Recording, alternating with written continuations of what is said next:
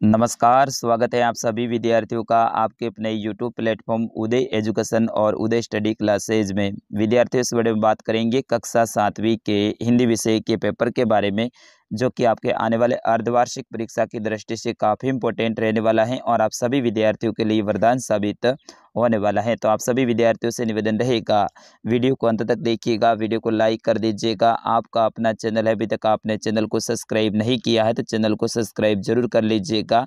अर्धवार्षिक परीक्षा तक आपके सारे विषय के पेपर यहाँ पे अपलोड किए जाएंगे। तो आप सभी विद्यार्थियों से निवेदन रहेगा, वीडियो को अंत तक जरूर देखिएगा, आपके लिए वरदान साबित होने वाला है। तो इसमें देखिए पहला प्रश्न है, उससे पहले देखिए यहाँ पे निर्देश दे रखा है कि सभी प्रश्नों को हल करना क्या है, अनिवार्य है। पहला प्रश्न देखिए आपके स्क्रीन पे है कि सच्चे मित्र की परख होती है। ऑप्शन अ है सुख के समय, ऑप्शन ब विपत्ति के समय, ऑप्शन स है तीज त्योहार पर और ऑप्शन नंबर द है समारोह के समय। तो विद्यार्थियों सच्चे मित्र हैं उनकी परख है विपत्ति के समय होती है। तो आप ऑप्शन नंबर ब इसका सही उत्तर करेंगे। दूसरा प्रश्न है एठ बेसारी दबे पावो भगी का अर्थ है, यानी एक जो वाक्य है या फिर मुहावरा है जो कि है एठ बेसारी दबे पावो भगी, इसका अर्थ क्या होता है? घमंड चूर होना, बेचैनी आना, शर्म आना या फिर विचार बदलना। तो विद्यार्थियों इसका सही आंसर क्या हो जाएगा? आपका ऑप्शन नंबर अ रहेगा, घमंड चूर होना। चलिए तीसरा है इसका कि गड्ढमड्ढ शब्द से अर्थ है, यानी गड्ढमड्ढ जो शब्द है इसका अर्थ क्या होता है? बेस्वाद, बेकार, मिला हुआ या फिर तीखा। तो इसका सही अर्थ क्या हो जाएगा? मिला हुआ, यानी गड्ढमड्ढ का मतलब होता है कि वो सामने वाले से क्या है? मिला हुआ है। अगले प्रश्न हैं वो आपके रहेंगे अति लघुतरात्मक प्रश्न, यानी छोटे छोटे प्रश्न रहेंगे और इनके उत्तर हैं आपको एक पंक्ति में या फिर 20 से लेके 25 शब्दों के अंदर देने हैं। तो इसका पहला प्रश्न यानी चौथा प्रश्न देखिए कि पहली कठपुतली की किस बात सुनकर दूसरी कठपुतलियों को क्यों अच्छी लगी, यानी पहली कठपुतली की बात सुन के दूसरी कठपुतलियों को क्यों अच्छी लगी। तो इसका सही आंसर क्या हो जाएगा? पहली कठपुतली ने स्वतंत्र रहने की बात की है और स्वतंत्रता किसको प्यारी नहीं होती है, इस कारण से दूसरी कठपुतलियों को भी उनकी बात है वो अच्छी लगी है। चलिए आपका पांचवा प्रश्न है कि नीलकंठ पाठ के लेखक हैं वो कौन है? ये वेरी वेरी इंपॉर्टेंट है विद्यार्थियों आपके एग्जाम की दृष्टि से।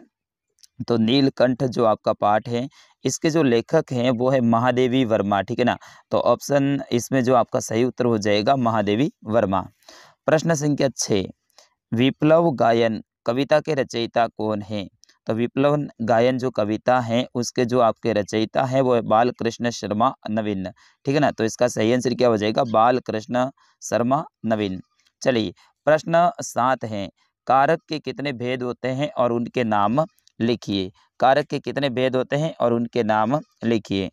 तो विद्यार्थियों कारक के हैं वो 8 भेद होते हैं। कितने होते हैं? 8 भेद होते हैं। कर्ता, कर्म, करण, संप्रदान, अपादान, संबंध, अधिकरण और संबोधन, ठीक है। अब जो आगे वाले जो आपके प्रश्न आने वाले हैं वो आपके दीर्घ उत्तरात्मक, यानी इनके उत्तर हैं थोड़े से बड़े आपको लिखने हैं। तो प्रश्न 8 है कि ध्यानचंद को हॉकी का जादूगर कहा जाता है। ध्यानचंद जी हैं इनको हॉकी का जादूगर कहा जाता है, क्यों कहा जाता है?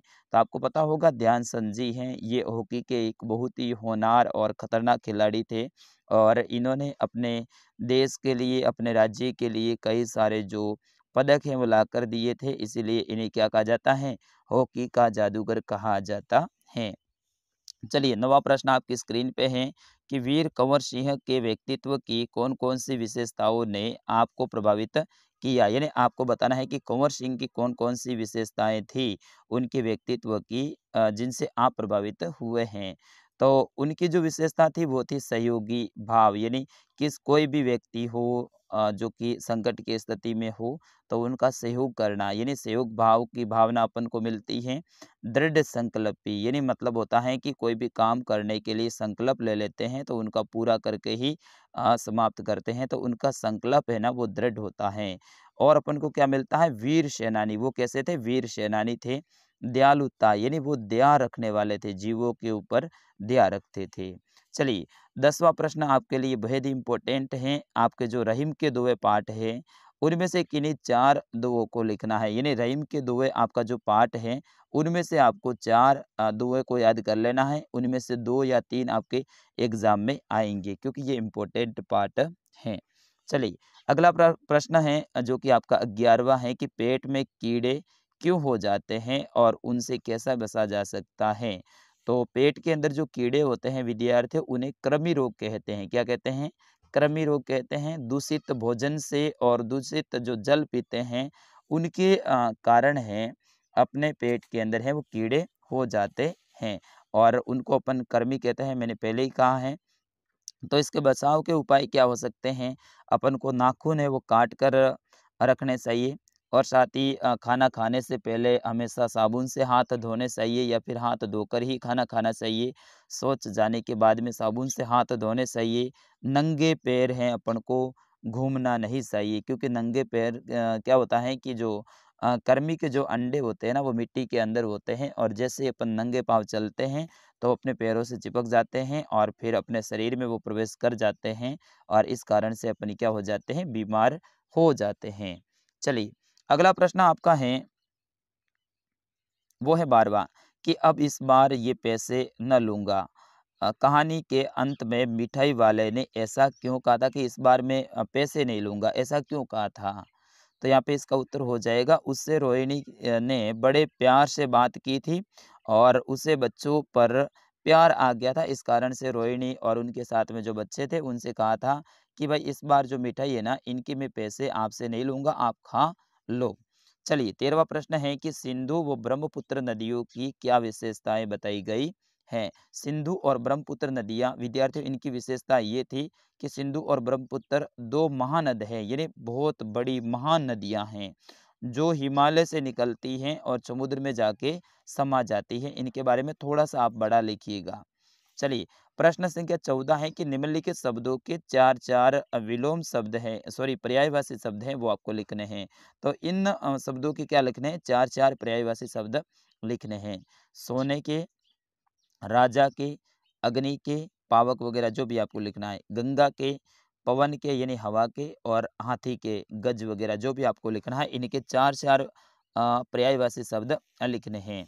चलिए 15वां प्रश्न काफ़ी इंपॉर्टेंट है। अग्रलिखित शब्दों के विलोम शब्द लिखिए, यानी आगे लिखे हुए जो शब्द हैं इनके क्या लिखने हैं? आपको विलोम शब्द लिखने हैं। अवनति का विलोम लिखना है, आय का विलोम लिखना है। आय का विलोम क्या हो जाएगा? व्यय हो जाएगा। अभिमान का लिखना है, अभिमान का विलोम क्या हो जाएगा? वो भी आप लिखिएगा। अनाथ का लिखना है, ठीक है ना?